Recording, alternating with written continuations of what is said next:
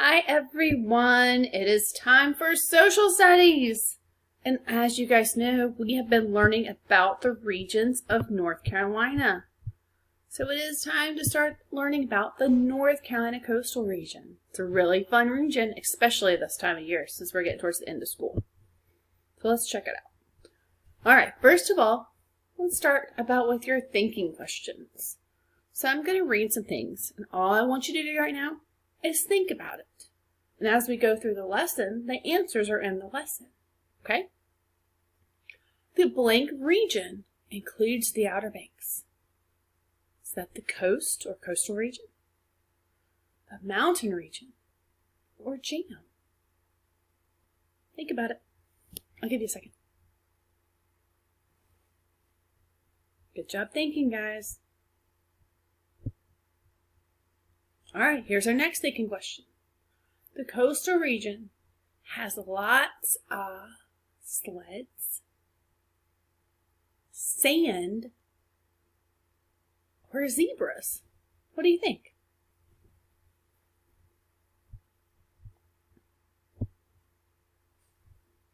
All right, last thinking question. The weather is blank in the summer of the coastal region. Cold, cold, fruit. Oh, hot, it's so hot. Think about it. Good job thinking, everyone. All right, so let's get started with our anticipatory set.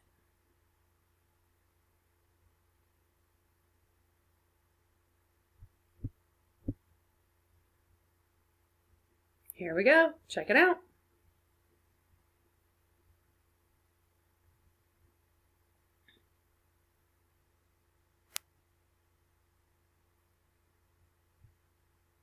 Give it just another second, guys. Here we go.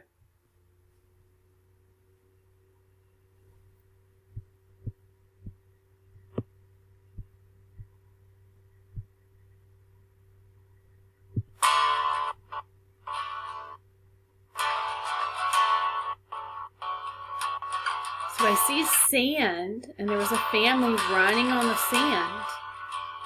See some water, some waves.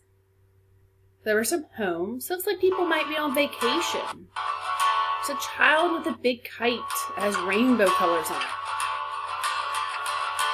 This is a lighthouse. There's people on the lighthouse. A bridge. Looks like the bridge is going over the ocean.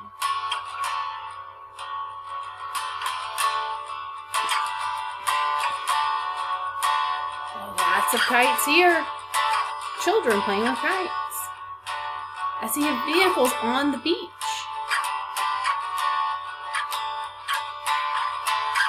I see boats. I see fish.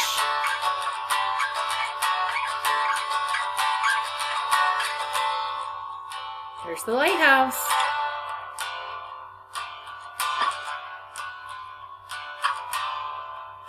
This is a different type of boat.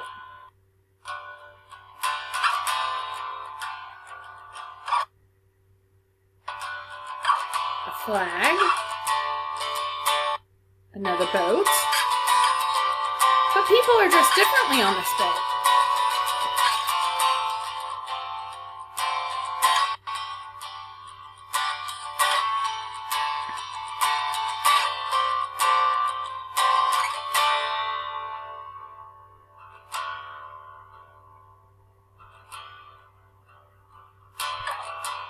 Marshes.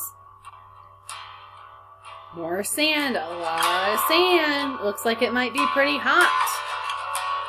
People are wearing bathing suits. They're in the ocean, playing golf. Looks like there's a lot of fun things you can do in the coast. Look, they caught an animal. So this is the coastal region of North Carolina. This is an aquarium. Little girl's outside with the kites.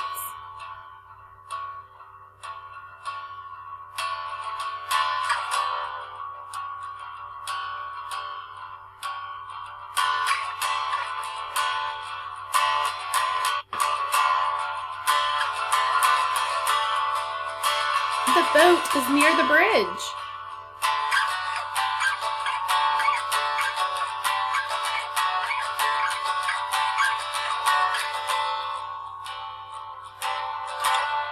A pier. It's going out into the ocean. People are fishing on the pier. On the coast of North Carolina.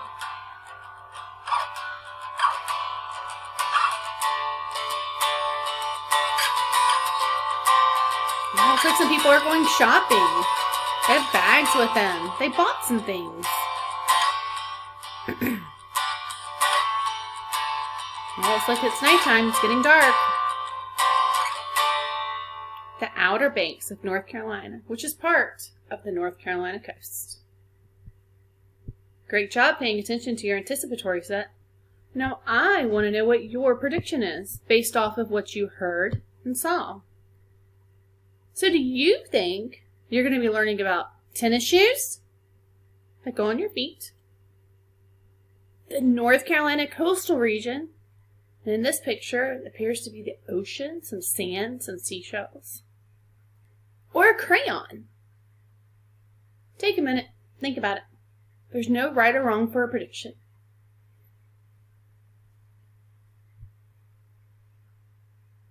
Good job thinking, guys. Let's move forward and learn more. So our repeated storyline today is the North Carolina coast is hot in the summer. Let's check out our vocabulary. North Carolina. We've heard that word several times in our social studies lessons. So it is the state we live in and where we go to school. And again, that's the state of North Carolina. What else do we have? The coastal region.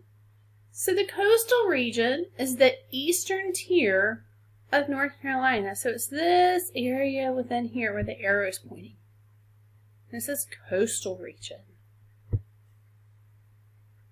All right, so let's start learning about the coastal region and see what we can find out. So the region nearest the Atlantic Ocean is a low coastal plain. It extends inland to nearly the middle of the state.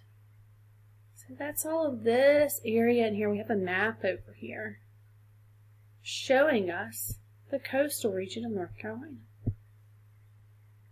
Much of the plain closest to the shoreline is covered by marshes. These marshes are shielded from ocean waves by a string of sand, barrier islands called the Outer Banks. So here's our marshes. Kind of looks like grass. Remember, the coastal region is hot in the summer. That's our repeated storyline. Plants. The marshes of the coastal plain contain cordgrass. Many of the sandy dunes along the beaches are covered in sea oats. The coastal region also has many swamps that give rise to graceful cypress trees. So this picture here shows some sea oats that grow in North Carolina coast in the sand dunes. And this is a cypress tree. The cypress trees on the coast may look a little bit different than this, but that's your basic cypress tree, just to give you an idea. Remember, it is hot in the coastal plain. That is our repeated storyline. So speaking of weather and it being hot in the coastal plain, let's check it out. So, we've learned about the mountain region. We're currently learning about the coastal plain, and an important place in the coastal plain is Cape Hatteras. And then we know a little bit about the Piedmont region. It's where we all live and go to school. Alright, so it's currently May, so let's go over here and compare some information here. So we're looking at average monthly temperature, and we're going to compare that between the Piedmont, the mountain region, and the coastal region. Alright, so in May, your high temperature is 74 in Asheville, which is the mountain region. In Cape Hatteras, your coastal region, 75. And in Charlotte, the average temperature is 80. And this is in May. So actually in May, it's warmer normally in the Charlotte area. or in the Piedmont region. But there's also low temperature. So if you're up in the mountain region in Nashville, your average low temperature might be 51 degrees. Whereas if you're at the coast, it might be 60, so that's a little bit warmer. Here in Charlotte, or the Piedmont region, in May, your low is about 58, which is pretty similar to the coast. And definitely warmer than our mountain region. All right, let's move forward, guys. All right. So winter versus summer in the coastal region. So in the summer, it is hot. So we have a lot of sunshine. People might be wearing bathing suits, short sleeves, shorts, because it is so hot. Whereas in the winter in the coastal region, it's cold, and it might be windy. So you might, if it's cold and it's windy, you might need to put something over your head to keep your head warm. Whereas in the summer, you don't necessarily need that unless you just need to block the sun from your face. All right, so it is hot in the coastal region of North Carolina. What about some animals? We all like animals. All right, so animals that you might find in the coast are some dolphins. That's these guys right here. Dolphins are in the ocean. And if you might see them, they hop out of the water. They might be one, or they might swim together in a group. Sea turtles, which is this picture down here, are pretty cool. And there's some extra information on sea turtles too. But we have to be very careful with sea turtles. And most time when you're at the coast, they'll tell you if you're staying on the beach, you have to turn your lights out at a certain time, and that's to protect the sea turtles. Also, specifically on the Outer Banks, you might see wild horses. So if you like horses, this might be a great place to visit. Remember, it is hot in the summer in the coastal region. All right, so let's take a minute. If you've never been to the beach before or the coastal region, let's check it out. Hold on. So this is a daughter and her mother, and they've traveled to Avon, North Carolina, which is a part of the coast, for the first time. So let's check it out, especially if you haven't been there before. That way you know.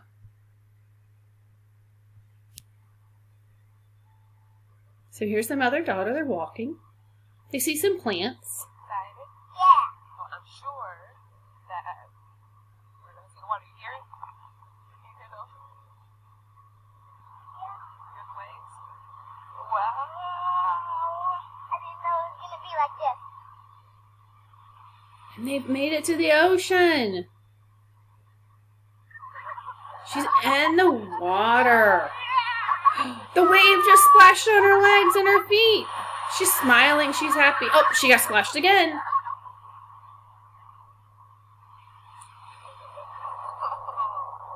like another world. Are you happy? Yeah. They're building what's called a sand castle. This is a great thing to do on the coastal region of North Carolina. Alright, so I hope you guys enjoyed that video. It's one of my favorites. Now it's time to get back to our questions. Alright, so let's review our steps to critical thinking and problem solving. First, you have to listen to the question. Next, or second, you have to listen to all of your answer choices. 3, you have to use your brain and think about it. Think about your choices really hard. Then you have to make a choice. You have to answer the question by choosing one of the answer choices. And through all of this, you're using your problem-solving skills. You're getting ready to analyzing. You're making complex choices. You're thinking creatively and critically. And then you're drawing conclusions. That's how you're making your choice. All right, so let's practice. All right, let's go back to these questions we had at the beginning and see what you remember. First question. Let's go, guys. The blank region includes the Outer Banks. Is that the coastal region? The mountains?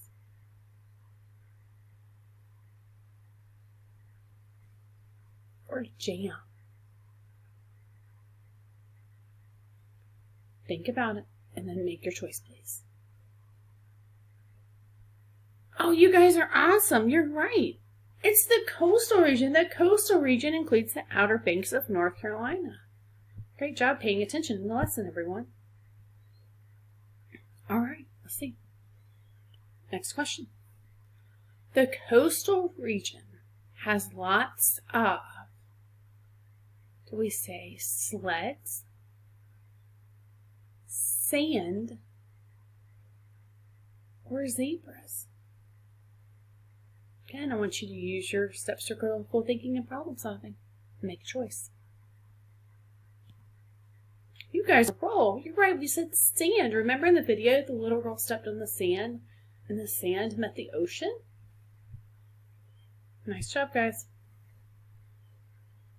All right. Think about our repeated storyline when you listen to this question. The weather is blank in the summer in the coastal region. Do we say it was cold? Sorry. Do we say it was fruit? Or do we say it was hot? Cold, fruit, or hot?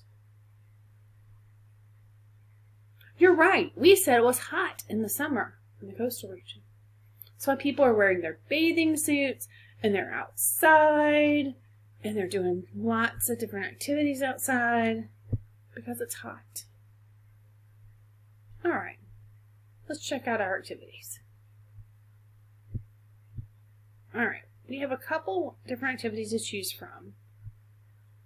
Let's do the game first, and then I think we'll come back to the lighthouses. I think they're pretty cool.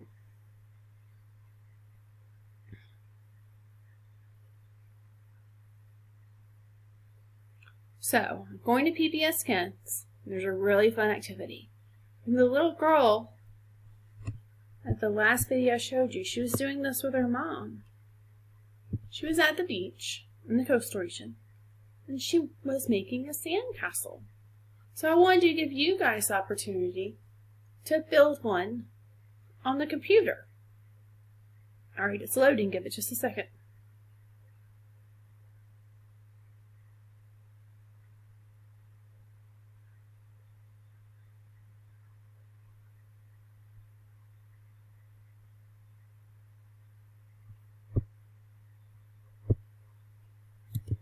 Okay, here we go.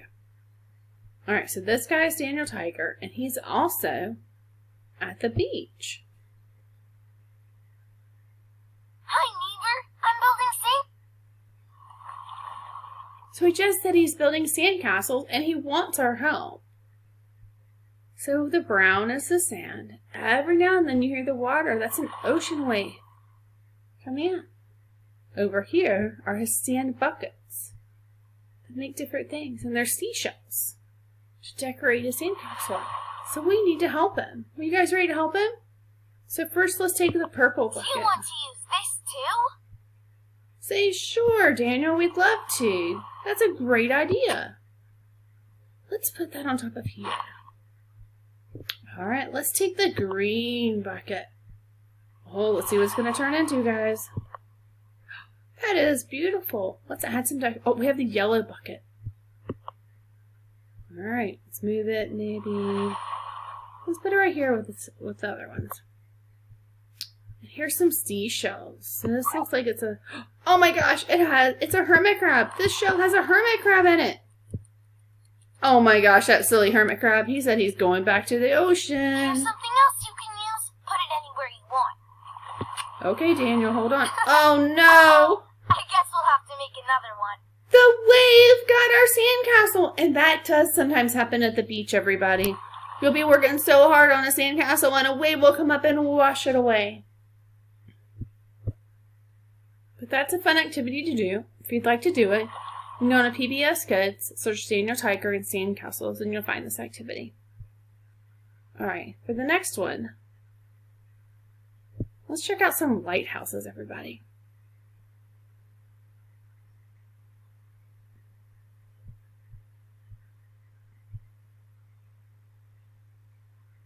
Give it just a second.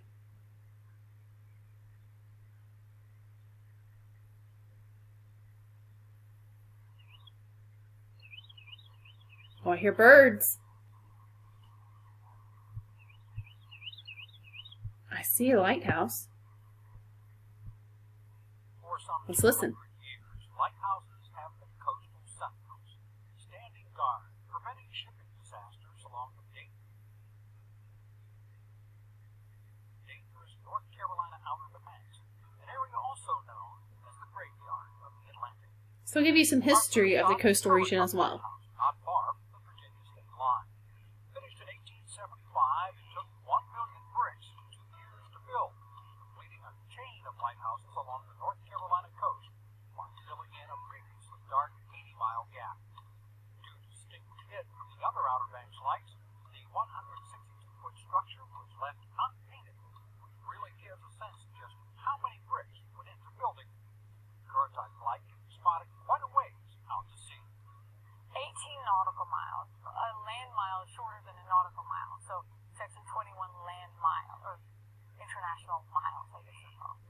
We've got a first order Fresnel lens in there. According to the United States Lighthouse Society, we're one of 10 lighthouses that have an original first order lens that still functions, that's still put to work. We're painted red brick, and that's our day marker. Every lighthouse has to be identifiable when you're sailing in the day. Everybody has a white light at night. You have to give the impression of a flash at night. So that's how people tell what lighthouse they're sailing by in 1892. So we flashed at that point up until 1939, 5 seconds of red and 90 seconds of white. In 1939 we were electrified and we went to 3 seconds on and 17 off, and our lens no longer rotates. The stairs are the original stairs though, but once you've gone up and down the whole way you'll have done 440 stairs, but we always say 214 stairs because the architectural plans for say 214. The lighthouse keeper's house, a Victorian stick-style dwelling, was built using pre-cut materials which were shipped in on a barge and assembled on site. In 1876, when the keeper's house was completed, 2 keepers and their families shared the duplex in the isolated seaside setting. The keeper's job ended after the lighthouse was automated and attendants were no longer needed to clean the lenses, trim the wicks, fuel the lamp, and wind the clockwork mechanism which rotated the beacon. Today, the house is in the midst of restoration by the Outer Banks Conservationists, a nonprofit group dedicated to preserving this historic landmark. Moving south, the next beacon for the Atlantic we visit is the Bobby Island Lighthouse. Called 3 times the Charm, it is the 3rd structure to stand guard along this region of the Outer Banks, the first being abandoned before construction, the second one was blown up by the Confederate Army. Construction on the current lighthouse, which is 156 feet tall, started in 1871 and was first lit October 1st, 1872.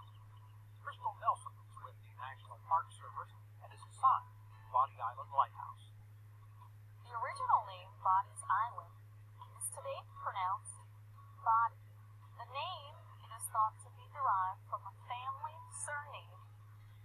Also, legend has it that it is because of the shipwrecks and the bodies that floated ashore to Body Island. The lighthouse, with 60,000 visitors annually, became part of the National Park Service in 1953, and the keeper's house has undergone some restoration. The tower itself is closed to the public, while the stairs and the rest of the interior await restoration. Excuse me. Continuing south, we make our final stop at the tallest, most photographed, and most famous lighthouse in the country, Cape Hatteras Lighthouse. This beautiful structure with its distinctive stripes is the 2nd lighthouse to stand guard over Cape Hatteras. The first lighthouse was constructed in 1803. It was made out of sandstone and it stood 90 feet tall. The lighthouse was actually too short to be seen from the ocean, and it blended in because it was constructed out of sandstone. The United States Congress authorized funding to build this lighthouse, and this lighthouse was completed in 1870. In 1934, we received electricity at the lighthouse, and the light continued to be able to be seen up until 20 miles into the ocean. The life on the island was fairly isolated. The lighthouse keepers were out here. All right, guys, I'm going to pause this here. Their families would also live out here with the lighthouse keepers. All right, hang on one second. There we go. All right, so we just did a virtual tour of some of the lighthouses on the coast of North Carolina. All right, so here's our connections to our home, our community, and our world, or our school community world.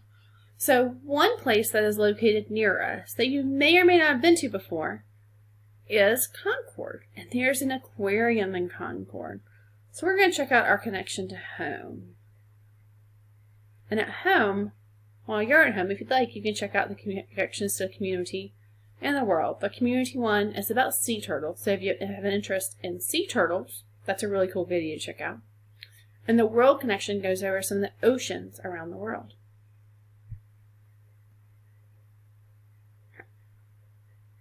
So the Sea Life Aquarium, just what I'm pulling up now, is located at a place called Concord Mills, which isn't that far from us. It's a great trip to take for a day, especially if you like to see some ocean animals.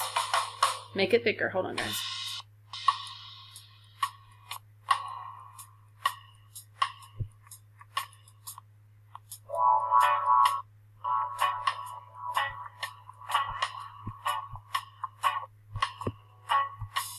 Oh, there's some fish.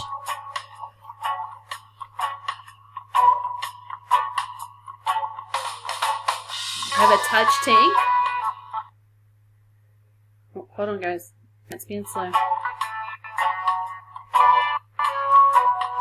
There's some starfish.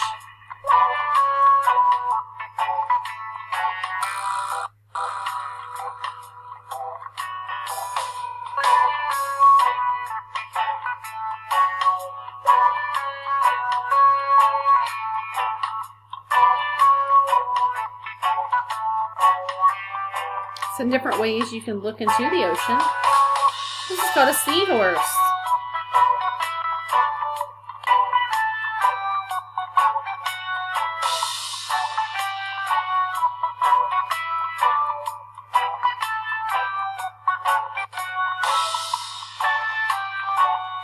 We have several different aquariums. Here's some stingrays in this one with some yellow fish.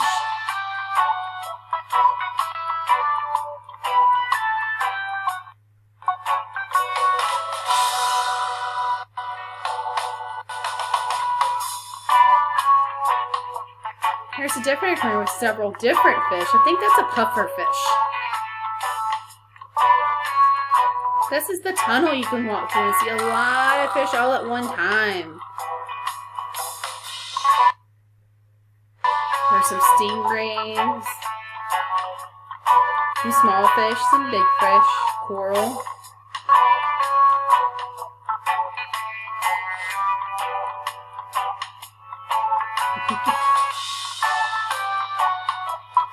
Jellyfish. You have to watch out for those if you're at the beach. They'll sting if they get your leg or if you touch them. They're very pretty.